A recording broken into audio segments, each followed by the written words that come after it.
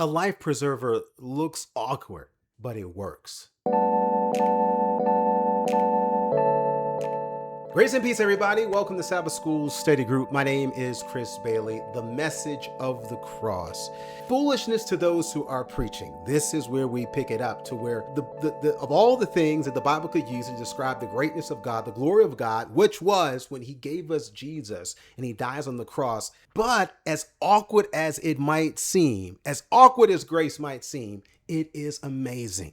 Because in 1 Corinthians chapter 1, verse 18, for the preaching of the cross is to them that perish foolishness, but unto us which are saved, it is the power of God. The power of God. But to those who are on the other side of that, instead of in it, it's crazy. Think of it like a life preserver. When you have a life preserver on, I'm not talking about the cute new ones, the ones that are all streamlined and look neat. I'm talking about the old school ones, the big, puffy, foamy, orangey ones. Your neck is up like this, your arms are out like that. It's hard to be comfortable or cool in a life preserver. But in a boat, it's exactly what I want. And in a storm, it's exactly what we need. So the awkwardness is outweighed by the value or its capacity to save.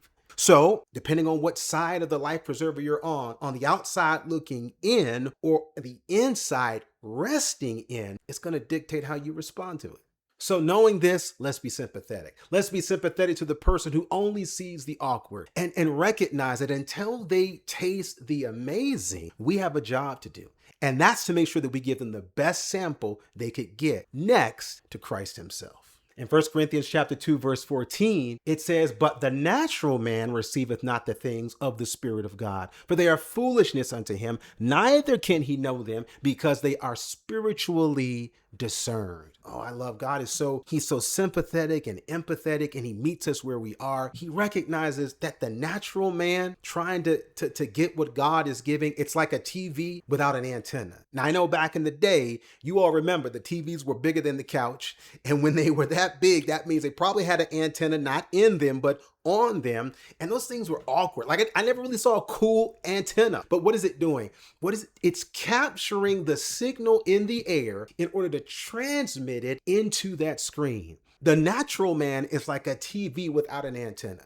A man made in the image of God, but disconnected in the flesh. So we need an antenna.